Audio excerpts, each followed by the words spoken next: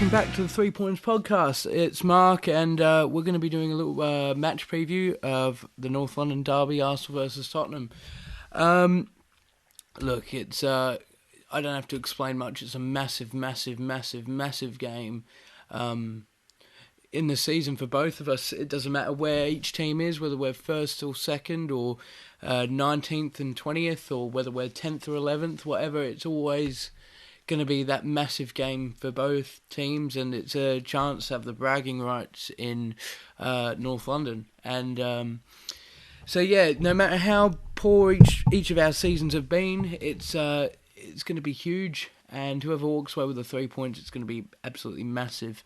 First of all, I want to just have a little bit of a rundown of Olympiakos and why that changes how we go into this game. So Arsenal played Olympiakos away in the Europa League on Thursday night, and we were playing away and we ended up winning 3-1, which is a very good result. I think any Arsenal fan would have taken 3-1. You get 3 away goals, which means Olympiakos now has to come to the Emirates and score 3 to potentially go through.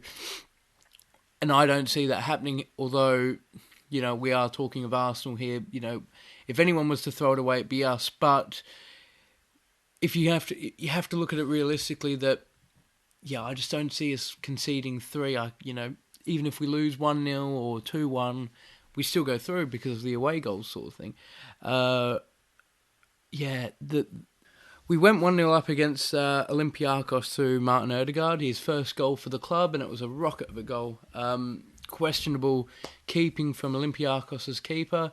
I don't think the keeper expected the ball to come at him so quick and at that time as well, so I think he misjudged the situation, and it went in. However, prior to that, Martin Ødegaard made a defensive error alongside David Luiz, made another defensive error, and we're lucky. We're 1-0 up, and the only sort of chances Olympiakos was having was what we were giving them, defensive errors. They weren't taking it to us and creating the chances themselves. We'd have to misplace a pass or put someone under pressure, and then Olympiakos would take advantage of that.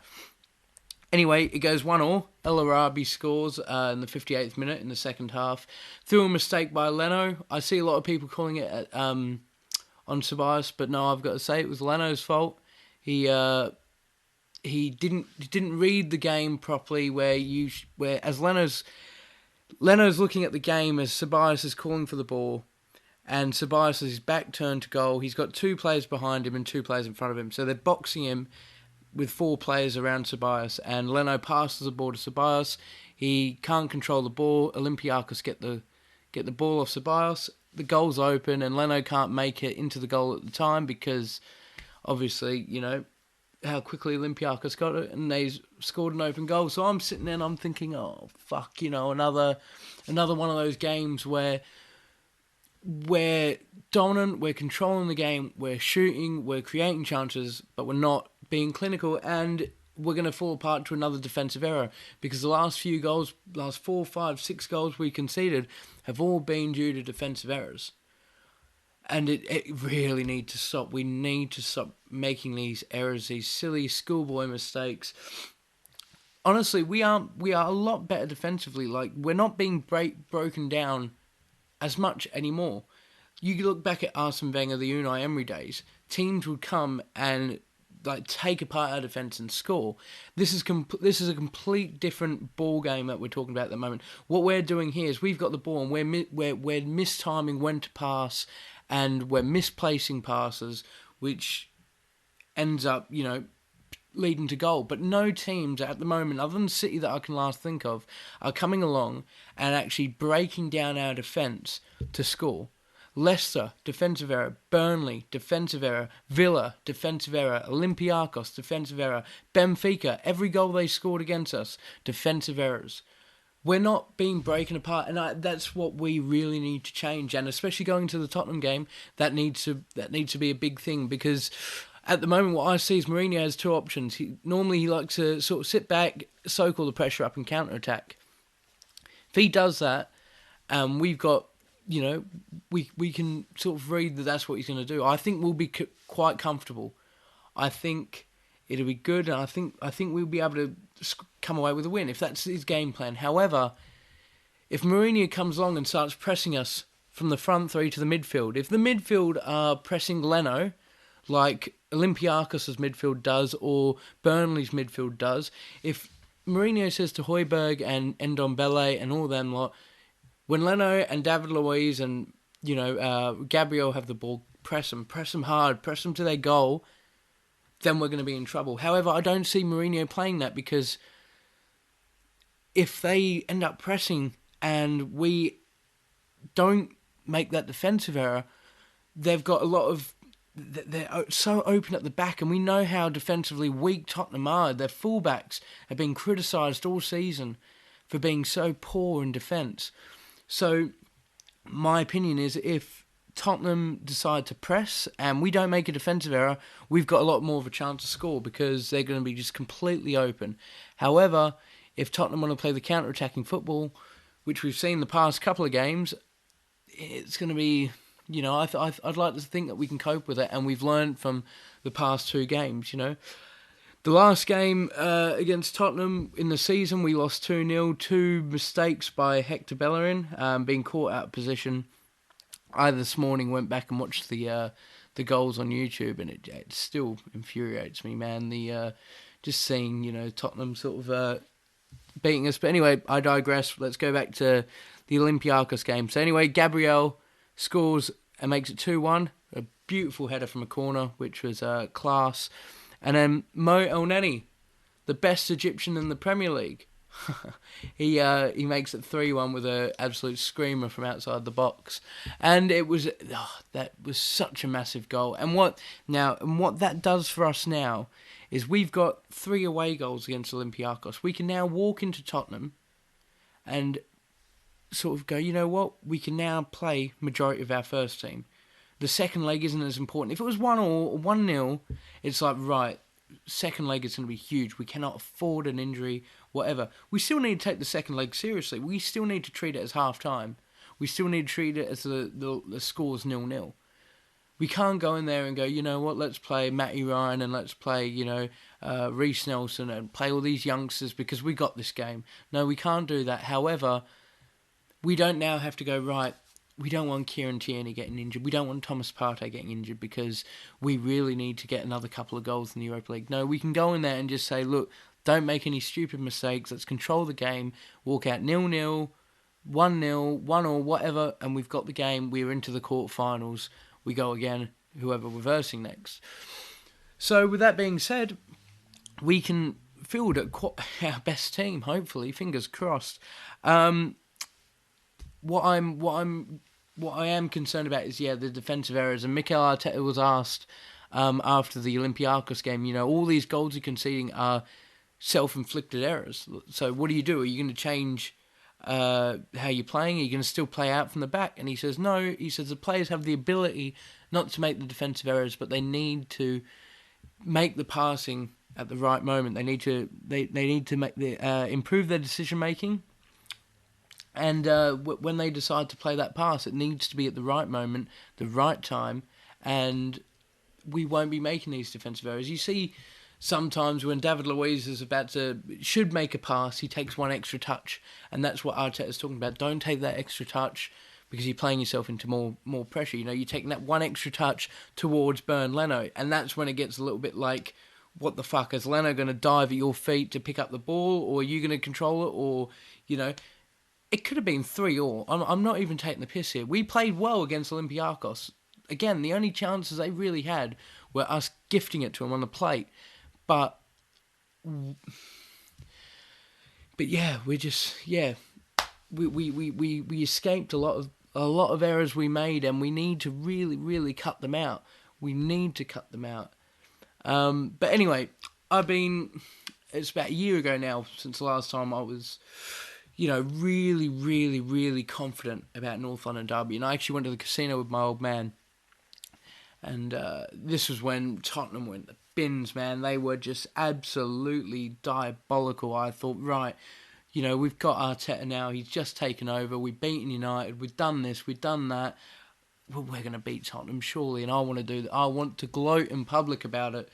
And yeah, we went 1-0 up, and then Kolasinac threw it away by playing a poor pass to David Luiz, another defensive error dating back to last season.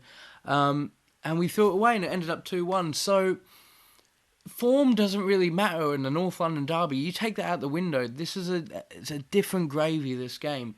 So this morning I've been watching a lot of fan channels. I've been watching a lot of analysis videos from Sky Sports, BT, ESPN, TalkSport, whatever. All these different channels, and I'm getting these opinions. One saying, yeah, Arsenal have got this, they're favourites. Tottenham are favourites. But a lot of people are, going around and sort of trying to say North London is white. Now, the big question is what is London? Is it red or is it blue? There's an argument there, but I do not see how people can sort of think about, is North London, right? The two main teams in North London, they're arguing if it's red or white. Granted, Tottenham have had better league finishes recently than Arsenal. It's a given, they've finished above us. I can't remember the last St Tottenham's Day we've had. It's been so long, but we're both languishing around mid-table. Now, in Arsenal's worst period in the past 5 years, in our history, we've still gone out and won 3 or 4 trophies. We won back-to-back in 14-15. We won in 17-18. I can't remember when. It was either 17 or 18. And we won last season the FA Cup. And we've been in an absolute crisis. People are bantering us, saying, where are Arsenal? Where are Arsenal? Everyone's backing Tottenham. They've made one Champions League final. We've made one Champions League final. The last trophy they've won is 2008. I cannot sit there in 20 years' time and say, you know what, I remember the golden period of Tottenham. What did they do? They made a Champions League final. Did they win it? No, Liverpool won it. Oh. What trophies did they win? We made it to a League Cup final, which they haven't played yet. And if they go and win the League Cup, fair play. If they go and win the Europa League, fair play. All right, but at this point, at this current moment, Tottenham aren't in the conversation. If you want to go watch them lift a league title, you're going to have to watch a black and white video. They're not in. It's not a debate at this point in time. Arsenal are still ahead in North London. If this is their golden period, they need to go and win a trophy, man. And what I'm saying is, you've got Mourinho, who's been brought in as a serial winner. They've sold their soul to the devil. Tottenham fans, you look at the majority of Tottenham fans, they hate Mourinho. A lot of these fan channels, they hate Mourinho, and they're not enjoying football under him, but they believe that he will be the one to give them that one trophy, and then they can sack him and they can start a rebuild. Bring that winning mentality, and then that's it. You bring a new manager in, and you rebuild just like Arsenal are at the moment, like Liverpool did a few years ago. So they sold their soul to the devil, but yet this rookie manager, Arteta, who's only managed Arsenal, who's had a lot of things to deal with, not the finances that Tottenham have, are only about, 4 or 5 points behind them? So, I'm thinking, why are you talking with so much chest? You're not sitting at top 4. You're not sitting in a European spot yet. You could be, but not yet. You're acting as if you've gone and just, you're like prime Real Madrid saying, Tottenham are the bollocks, but they're not. I don't go around sort of saying, we're the bollocks, we're going to do this. I'm being humble about this game. We can't walk into it thinking, we've got this, because we don't. We need to sort out the defensive errors. We need to, we need to make the right decisions at the right time, and hopefully we can pull out a win. But, I'm seeing Tottenham fans sort of going in there like we were last season saying, we've got this, it's going to be a piece of piss. But I was doing that last year. I went to the casino and did that, and I fell on my ass. And I thought, fuck, we just got fucking done 2-1. Maybe that will happen to Tottenham, I don't know. Maybe Tottenham have the right to be that enthusiastic, have that belief about them that they're going to win this game, but I think they need to be a little bit more humble about where they are, what they've done. But anyway, I'm going to get into my lineup for tonight, and it's a crucial lineup, and I'll explain each position why. But obviously we start with Burnley. Although he made the decision that defensive error the past couple of times with Xhaka at Burnley, with Olympiacos. Look, you can't discredit Leno. Leno's the number one choice ahead of Matty Ryan. Cedric at right back. Bellerin played in the Europa League, and he did all right. I give him a he put in a decent performance. However, last time when we lost to Tottenham, a lot of it was to do with Bellerin, man. Tottenham play that counter-attacking football, and Bellerin likes to put in the attacking work rate, but the defensive work rate, he doesn't. You find him up near the edge of the penalty box when he's fucked up a cross, but you never find him coming back on that counter-attack. Unlike Kieran Tierney, he's up and down on the left flank, up and down all match. Bellerin's up and then jogs back down. Now, he needs to remember he's a fullback, so his initial job is defending. He's not a winger. So for that reason, I put Cedric in, and I believe Cedric's a better fullback. I'm not going to get it twisted. He puts in a better cross. He offers us more in attack and more in defence. Bellerin's lost a bit of pace, and I honestly believe that Bellerin, the only thing that he gave us before he got injured was his pace, and that's the only reason why he was playing for Arsenal. So I will give it to Cedric. I think he's had a rest, or even Callum Chambers. He played against Burnley, and I thought he did brilliant for the first time playing in a year.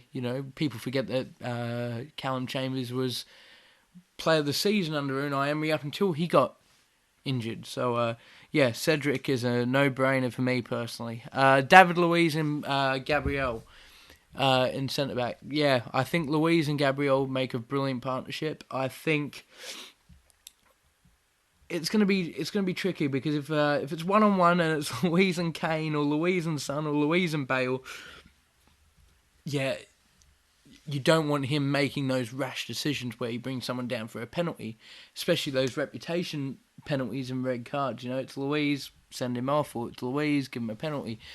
That's what Luiz brings to the table. However, I think Luiz and Gabriel make a good partnership, and I think if they're going to try and press us throughout the whole game to try and make us make a defensive error, I think Luiz and Gabriel can hold Tottenham, and we can build from the back and potentially go ahead. But yeah, Gabriel's been hit and miss, but he scored a crucial goal against Olympiacos, and I hope he takes that into the North London derby, and he goes and puts in a performance. If David Luiz doesn't play, I would like Rob Holding to start. I haven't seen Rob Holding in a few weeks since he came off injured. I think it was a concussion injury, actually. I can't remember. I might be wrong. I'm sorry if I'm wrong. But I'd like Rob Holding to start. I'd prefer the English boys to start because they know what the North London derby is. They know how important it is. They know the significance it is to the fans. Growing up in the English media, in English football, they'd know what it is. KT, left back, no brainer. No other option anyway, but no brainer. Kieran Tierney, he's been one of the biggest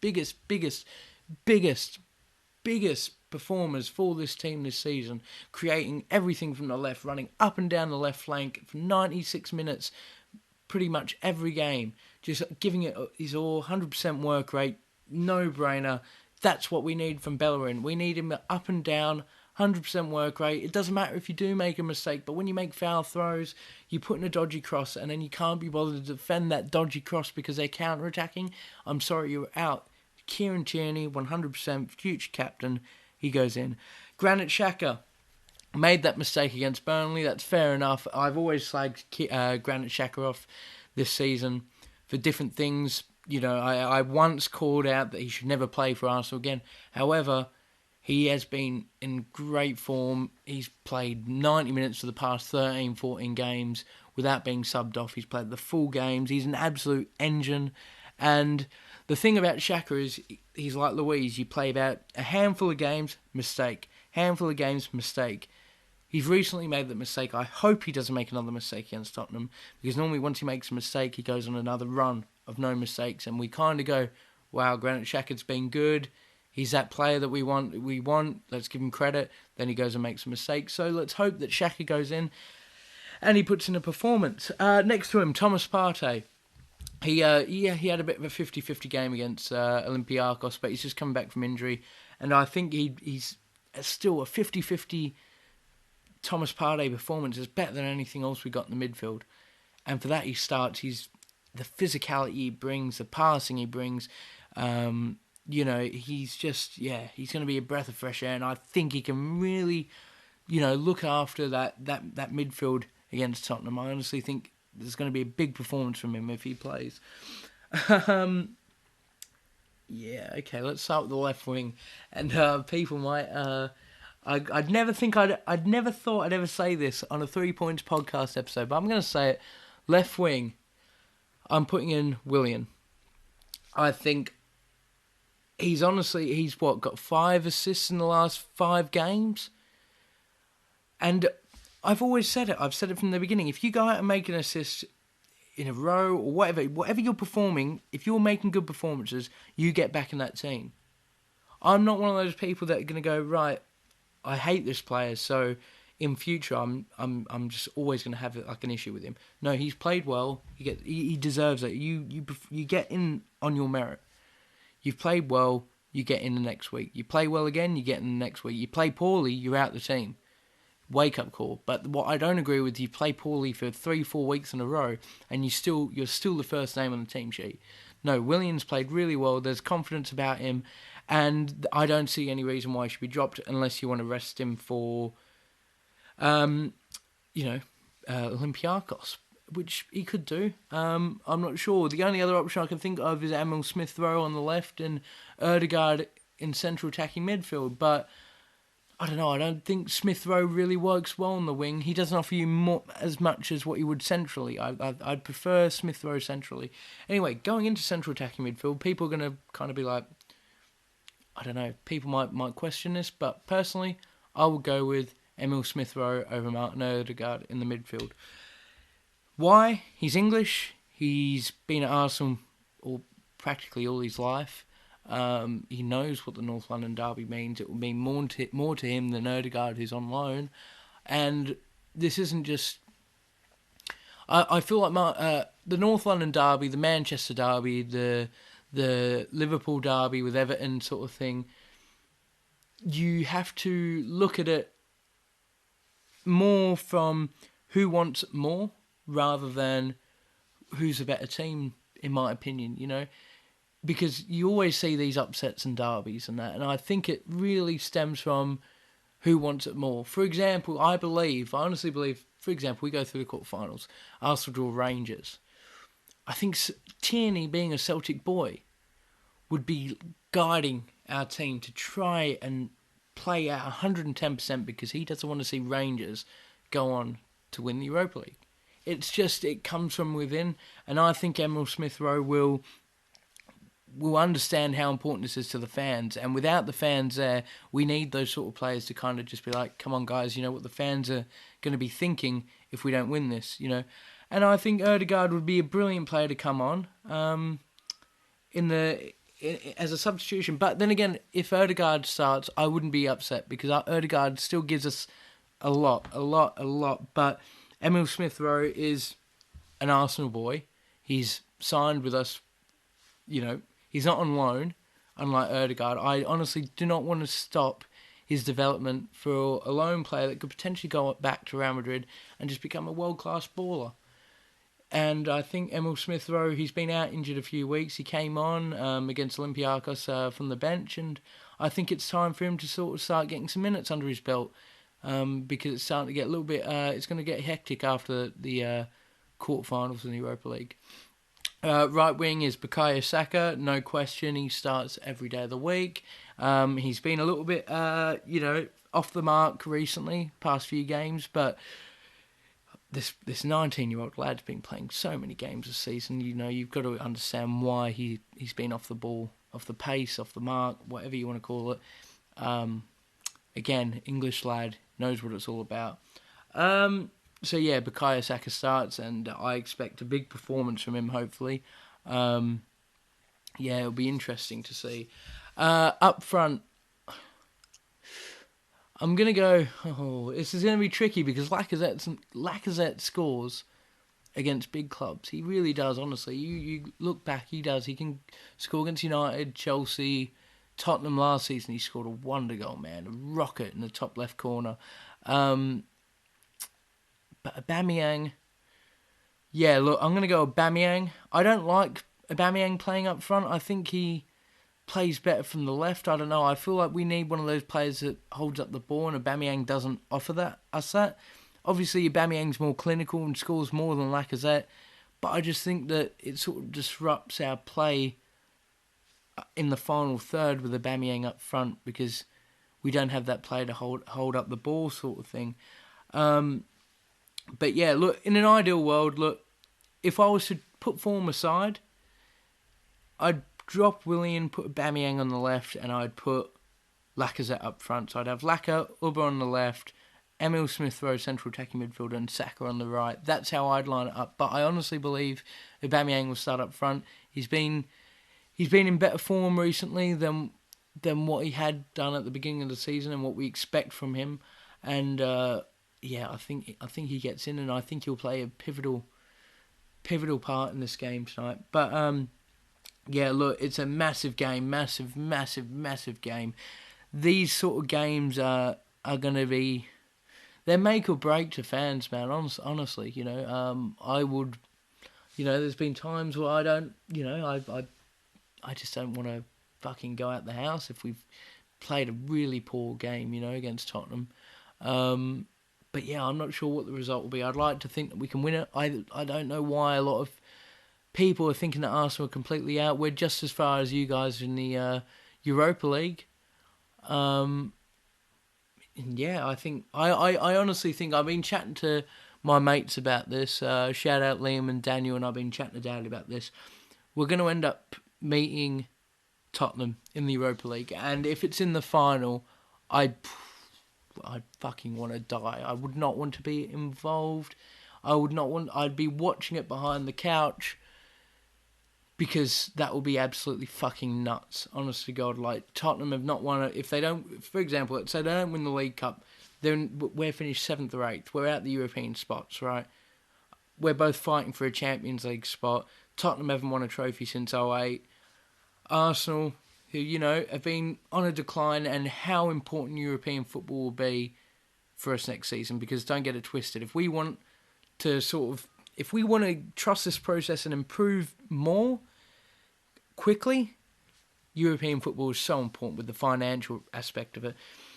If we end up drawing them in the final or the semi-final or anything like that, that's going to be gut-wrenching, but the final will be fucking worse, man. 90 minutes, that will be... I thought Arsenal-Chelsea in the FA Cup final was bad last season, man, but fucking Arsenal-Tottenham in Europa League final. I know people are thinking that I might be getting ahead of myself, but I'm looking at it like this, right? Arsenal are practically, touch wood, through to the quarterfinals, right? There's only 3 teams there that scare me, and a 4th team that scares me on a personal level, right? The 3 teams are Tottenham, Milan, United. 2 of those 3 teams are versing each other right now in the round of 16. So one of them's got to go. Let's say it's Milan, or let's say it's Milan. So Milan goes, they're out, and United stay in. So you've got Tottenham and United. The chances of drawing them are quite high, obviously, because we're getting further. But the rest of the teams, they don't really scare me. The 4th team that scares me personally is Villarreal. And people wonder why. It's because Unai Emery manages Villarreal. And he'll be wanting to get one over that club that sacked him last. But I think we've got a chance of winning the Europa League.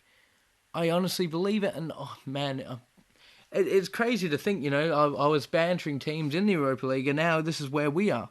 But yeah, I'd love it if we won the Europa League and got into the Champions League that way, because I don't think we haven't won the Europa League. And it's a European Cup, and it'd be massive for the club.